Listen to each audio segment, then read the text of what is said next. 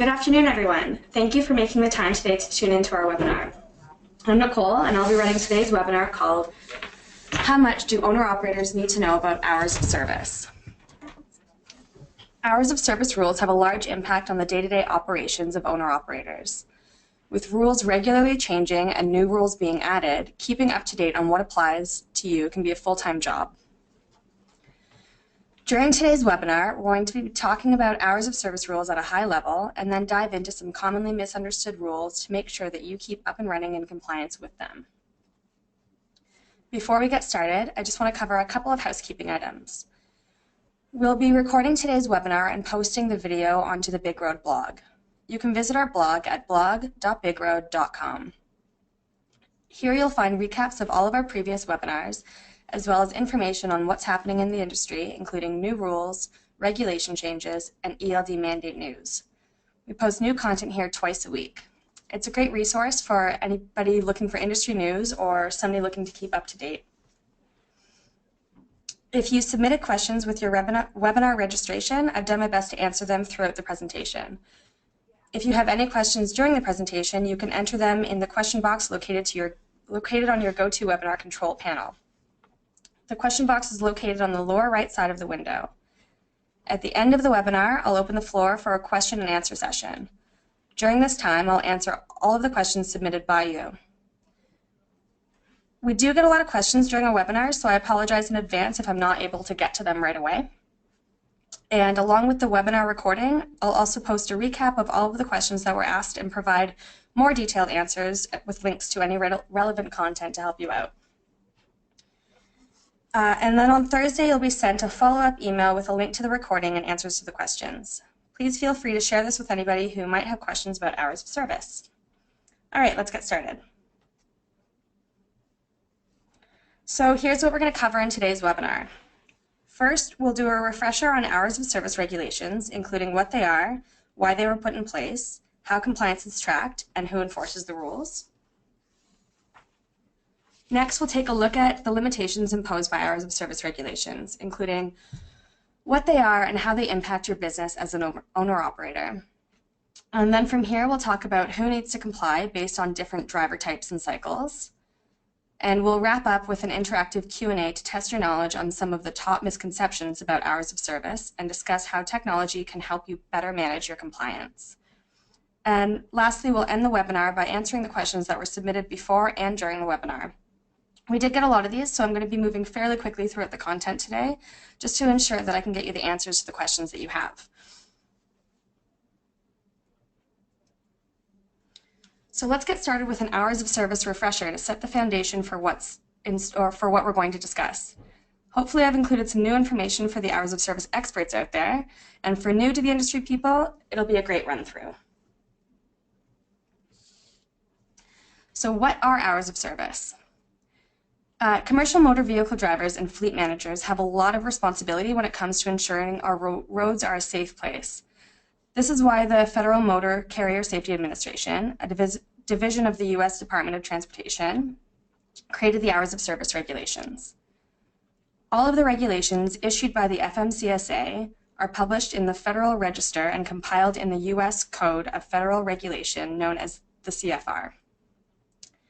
You can purchase hard copies of the CFR, but the easiest way to access it is online by visiting the FMCSA website at the address provided on the screen here. This way you can simply enter what you're looking for into the search bar and the information will be served right to you. Hours of service regulations can be found under CFR Part 395. This rule is broken up into Subpart A, which covers general information including maximum driving time, records of duty status, supporting documents, out-of-service declaration, and AOBRDs. Subpart B, which is more recent, covers electronic logging devices, which are known as ELDs.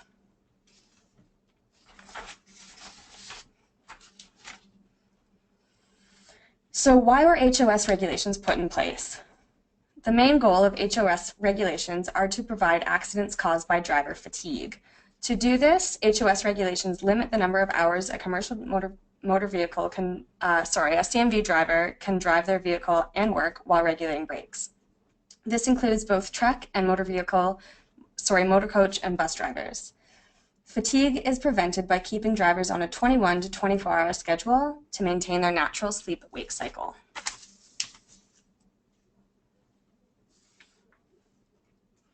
HOS regulations govern the working hours of commercial motor vehicle operators in the United States. Canada and Mexico have their own versions of HOS, which vary from US HOS regulations. So what's tracked when it comes to HOS? To be compliant, drivers need to track on duty, not driving time. So this includes time that you're working or required to be ready to work and not driving. It might include waiting to be dispatched from a terminal, time inspecting, fueling, or washing your truck, loading, unloading, or supervising staff, breakdowns or time spent dealing with maintenance issues, or drug tests. On-duty driving is pretty straightforward. It's just the time that you spend driving your vehicle. Breaks. These can be your 30-minute break or your sleep berth to show that you're not operating a vehicle. And then off-duty time. So this is when you're fully relieved from all on-duty work and responsibility of performing tasks for work.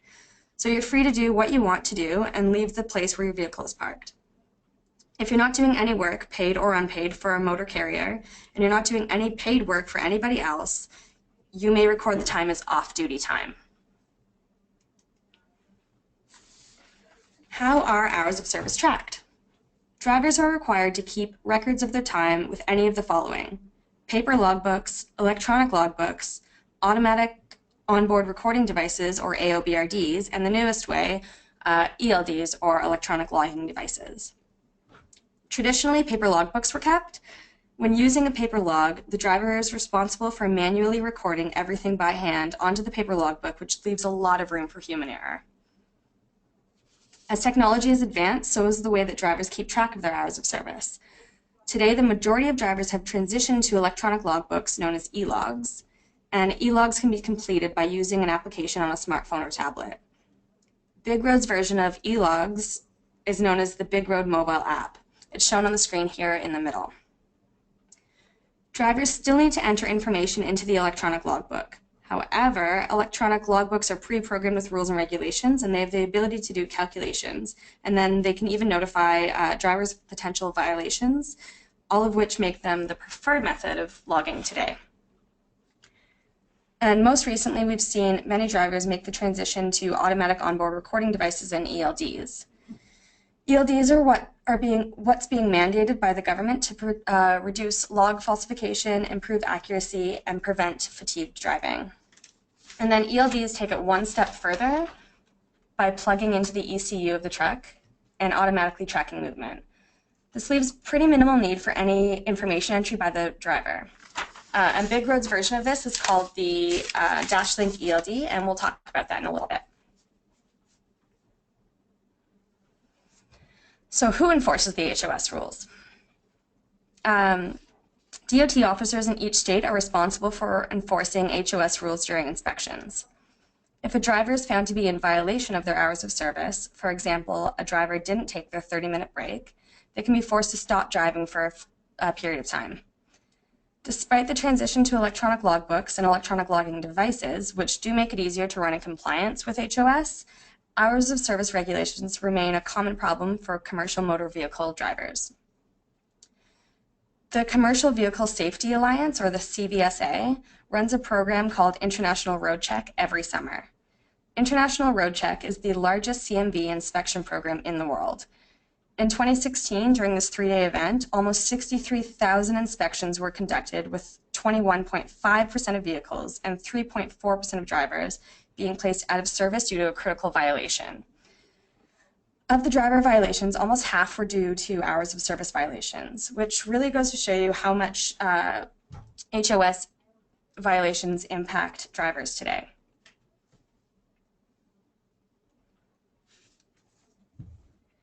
The ELD mandate will have a substantial impact on hours of service, not on the rules themselves, but on how they're tracked. The ELD mandate was published by the FMCSA in December of 2015, and it legally mandates changes for the way that drivers complete their logs. So outside of a few exceptions under this mandate, the majority of CMV drivers are required to run on an electronic logging device known as an ELD in order to be compliant with these new rules. So how do you know if you need to run an ELD? As a rule of thumb, if you're currently required to keep logs, you're probably going to have to run an ELD. And if you're currently using paper logs or an electronic logbook, like the Big Road mobile app, you'll need to switch to an ELD by December 18th, 2017. If you're using an AOBRD, you'll get an additional 2-year grace period, meaning that you'll have until December 16th, 2019 to get an ELD. And as with most new regulations, there is some opposition. The Owner-Operator Independent Drivers Association, or OIDA, immediately challenged the ELD mandate, taking it to the 7th Circuit Court of Appeals twice, and also supported a driver in attempting to challenge the mandate at the Supreme Court level. However, OIDA was unsuccessful in having the ELD mandate overturned. The 7th Circuit Court of Appeals has ruled that the December 18th, 2017 compliance deadline is going to stick. That means that you should be making plans for how you're going to transition sooner rather than later, and that way you can give yourself some time to make an informed buying decision and become comfortable with this new way of logging.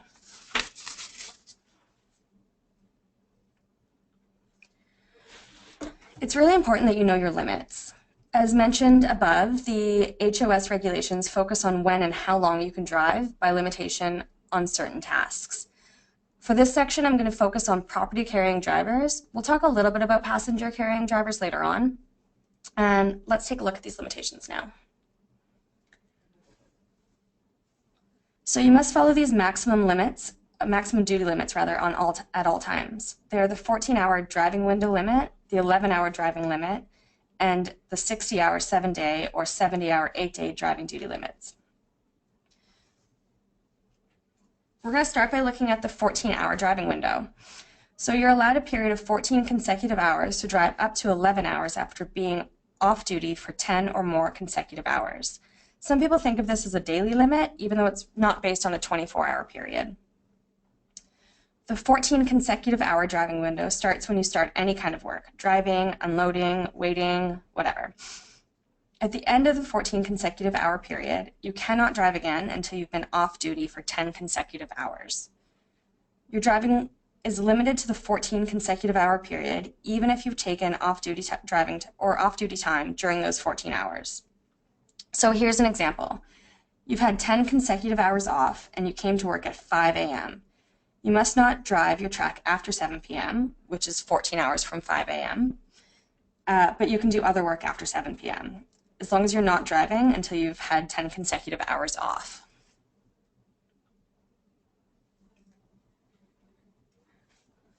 During the 14 consecutive hour period that we just talked about, you can only drive your truck for up to 11 total hours, which is known as your 11-hour driving limit. However, driving is not permitted if more than 8 hours have passed since the end of the driver's last off-duty or sleeper berth period of at least 30 minutes. This is known as your 30-minute break requirement.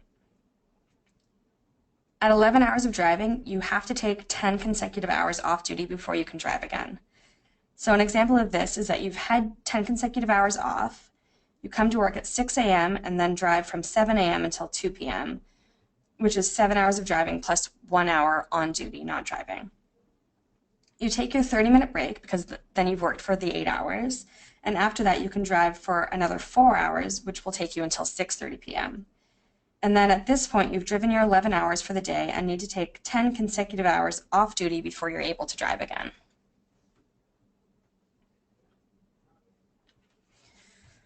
Drivers need to follow the 60 to 70 hour limit, which is based on a 7 or 8 day period. This can be referred to as your weekly limit. However, it doesn't have to be based on a standard work week, like a Sunday through Saturday. It's based on your carrier's start of the 24-hour period. So the oldest day's hours drop off at the end of each day when you calculate the total on-duty time for the past 7 or 8 days. An example here is that, let's say you're operating on the 70-hour, 8-day schedule. The current day would be the newest day of your 8-day period. The hours that you worked 9 days ago would drop right out of the calculation. So you can see that an example on the table to the right. The driver has accumulated a total of 67 on-duty driving and on-duty hours in an 8-day period. If this driver is operating on the 70-hour, 8-day rule, then they would be in compliance with the HOS rules. Once the driver reaches the 7-hour mark, they can't drive again until they've taken enough off-duty hours to operate again. Then when the driver reaches the 9th day, so the second Monday of the cycle, the hours from day 1 or the first Sunday would drop off. The driver would then be calculating their hours for days 2 to 9, in this case Monday to Monday.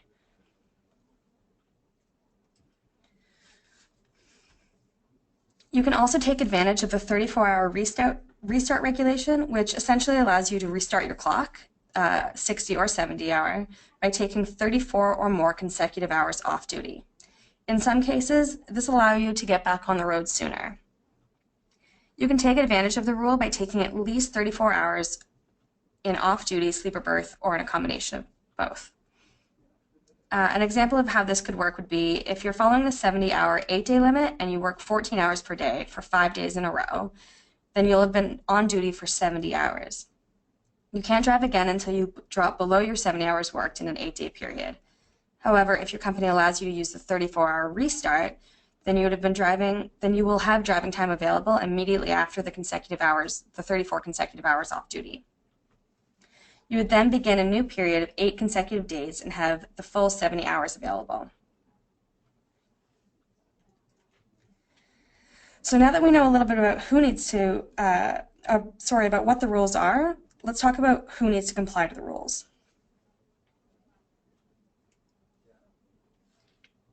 So the majority of commercial motor vehicle drivers do need to follow the hours of service regulations.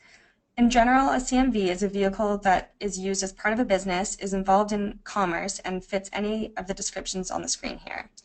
So this includes CMVs that weigh 10,001 pounds or more, have a gross vehicle weight rating or gross combination weight rating of 10,001 pounds or more, is designed or used to transport 16 or more passengers, including the driver, and not for compensation, is designed or used to transport 9 or more passengers, including the driver, for compensation, or is transporting hazardous materials in a quantity requiring placards. So an important difference to be aware of here is that there are different rules for passenger versus property carrying drivers. This chart will show you at a high level the difference between the two types. The key differences to look out for here are the number of hours that can be driven, so that's 10 for passenger or 11 for property, and the number of on-duty hours allowed, so 15 for passenger and 14 for property. Where you're driving can also impact your regulation compliance requirements. So this is a fairly common question. What's the difference between intrastate and interstate driving? It's important to know which one of these you are, and it can be pretty complex to figure out. I'm going to give you a high-level overview to make it simple. Intrastate commerce is based on where the freight came from and where it's going. If you're transporting goods between two companies within the same state, this is considered intrastate driving.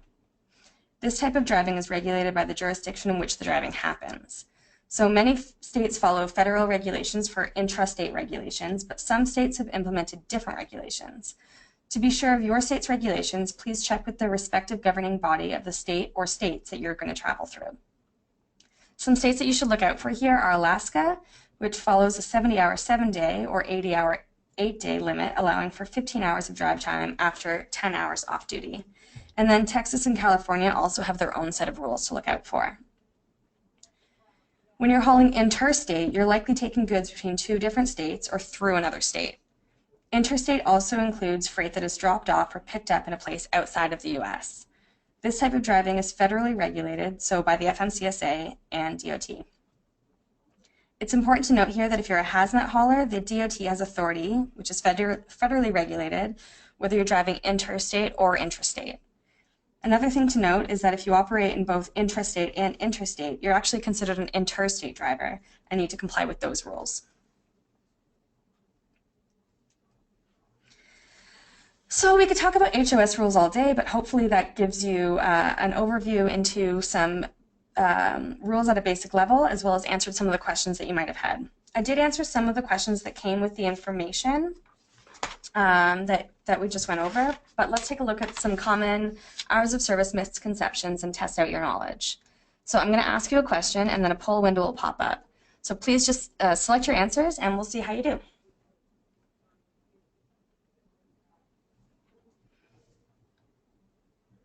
So the first question is, who needs to comply with HOS regulations?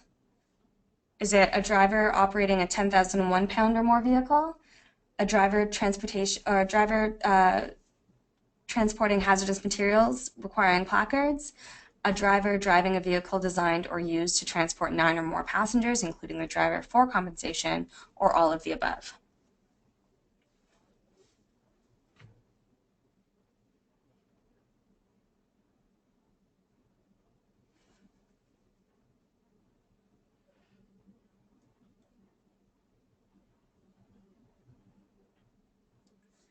Okay, so the answer is actually all of the above, and it looks like most of you got that one right.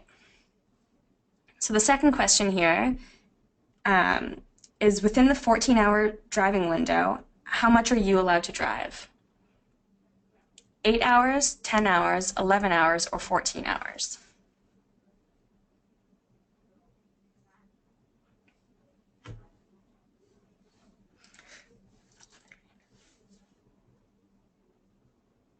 So it looks like everyone's answer's in. The answer was 11 hours, and again, it looks like most of you got this one right.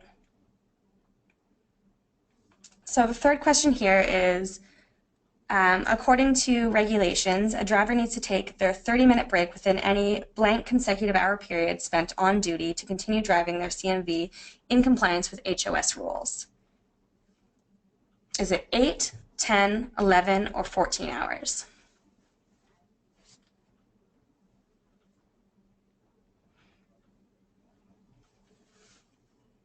Lots of answers coming in.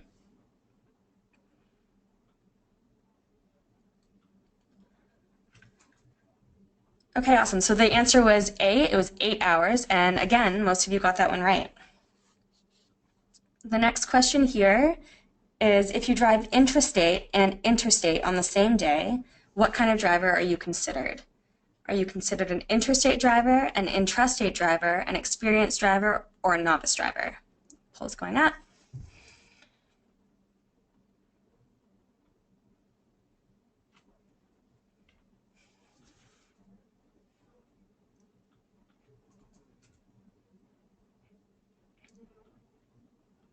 Okay, very good. The answer was A, interstate, and almost all of you got that one right too. So the next question is, you must take blank consecutive hours off duty in order to refresh your driving cycle. Is it 8, 11, 20, 34, or 48?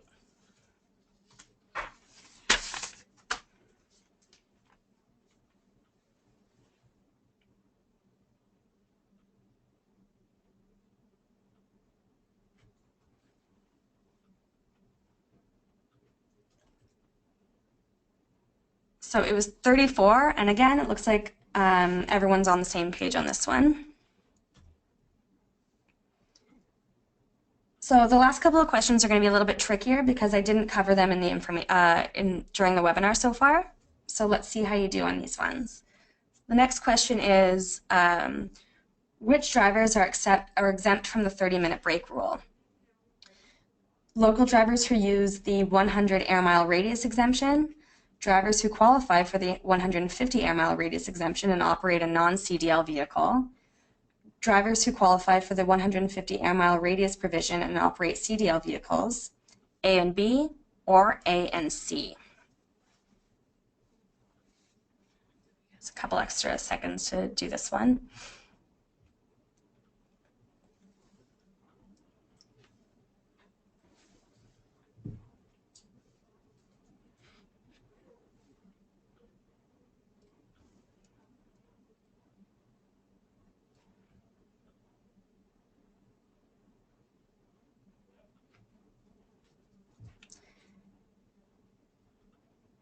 Okay, so the answer to this one was actually A and B.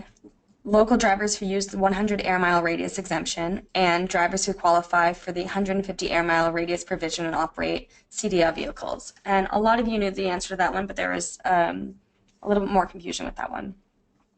So the next question here is, True or false? Livestock haulers are exempt from the 30-minute break rule.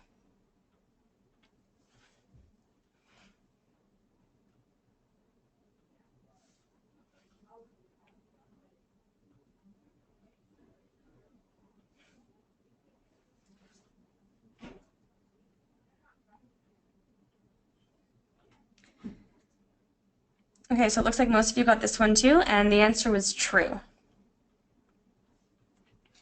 Last two questions here. Question 8 is, who is exempt from the ELD mandate rule?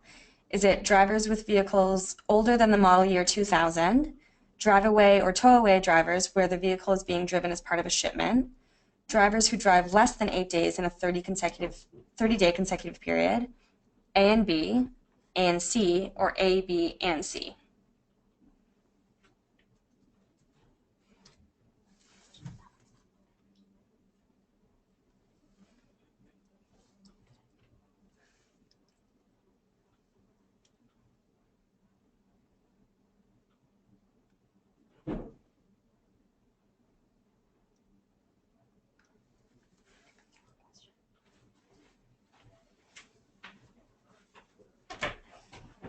Sorry guys, we're just having a little bit of an issue here with the poll.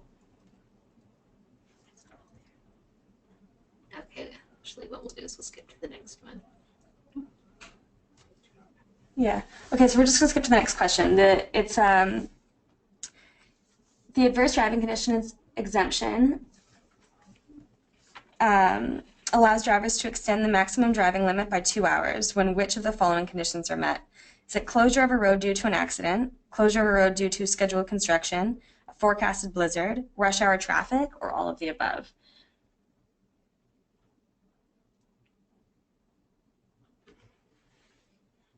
So a lot of the answers had already come into this one. The answer is closure of a road due to an accident. And it looks like some of you got that one right, but there was a little bit more confusion on that one. So if there's any more questions, you can feel free to send an email. And the last question I'm going to put up now is CMV drivers need to follow HOS regulations to avoid violations and fines. In some emergency situations, HOS regulations can be lifted temporarily. In what situation would this happen? An emergency condition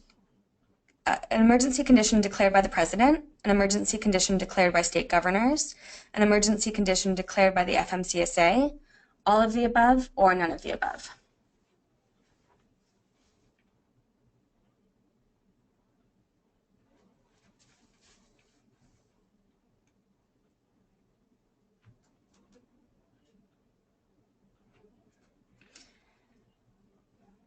Okay, so the answer was all of the above, and 100% of you got it right. So that's awesome.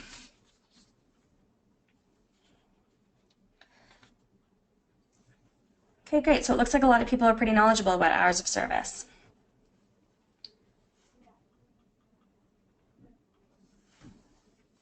So as mentioned before, as technology has changed, so have the ways that we track hours of service. BigRoad has an entire suite of products designed to make hours of service compliance easier for you.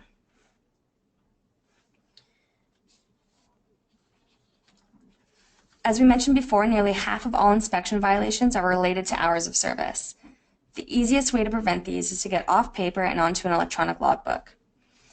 The BigRoad mobile app is our electronic logbook and hours of service management application. The BigRoad mobile app is completely free for owner-operators and drivers to use and can be downloaded to a smartphone or tablet from the Google Play or iTunes Store. The mobile app takes the guesswork out of logging. It enables you to create clean, inspectable, and error-free logs while accurately tracking your hours of service.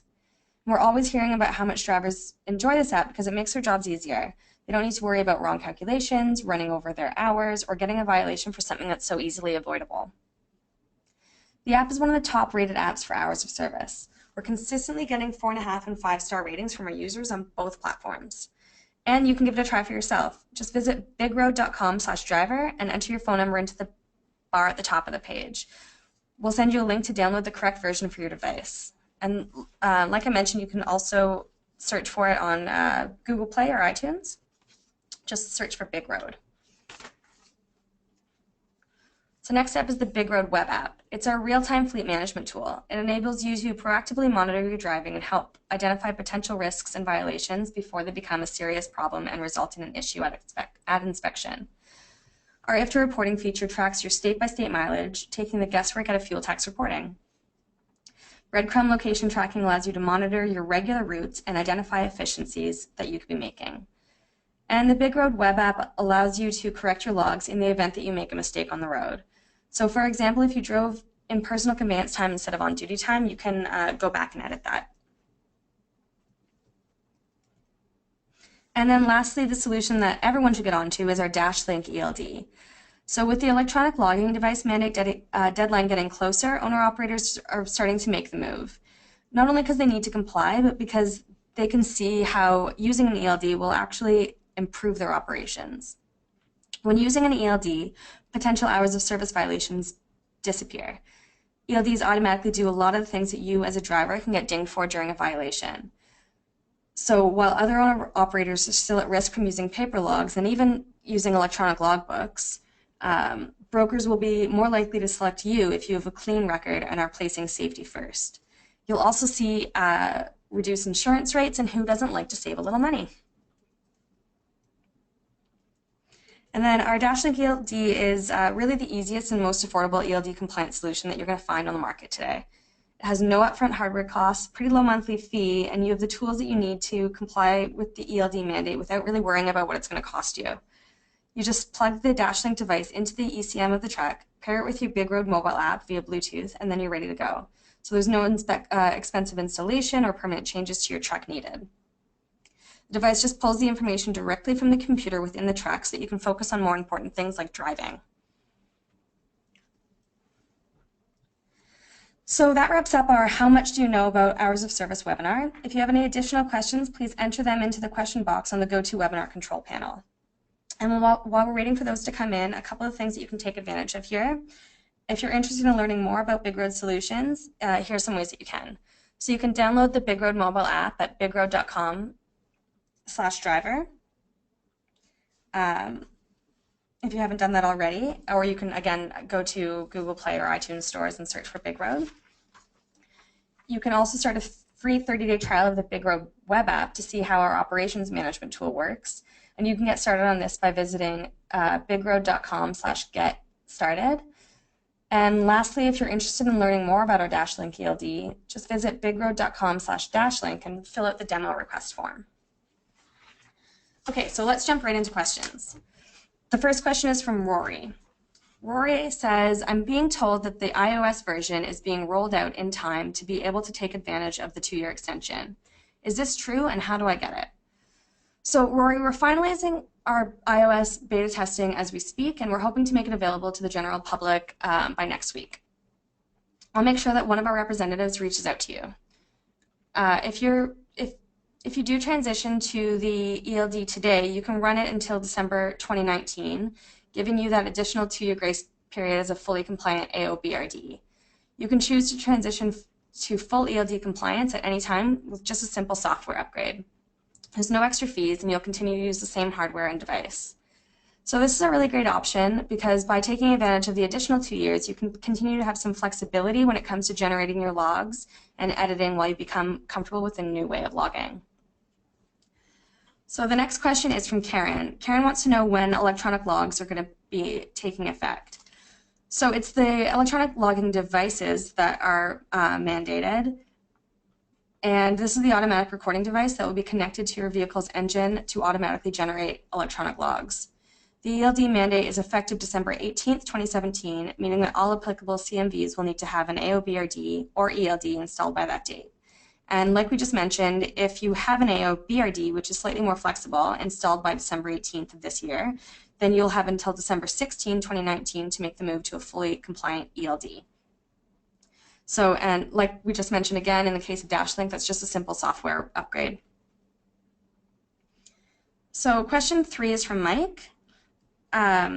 Mike is asking to explain the 8-2 split rules. Can you only do 8-2 split before you have to take a normal 10-hour break or use the 8-2 split as you want? So we actually had a similar question from Wanda, who wanted to know how the sleep birth provision worked.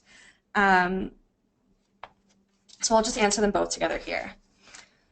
So to qualify for the split sleeper berth provision, you need to be in sleeper mode for at least 8 hours, but no more than 10 hours. This rest period will not count as part of the 14 hours of on-duty time.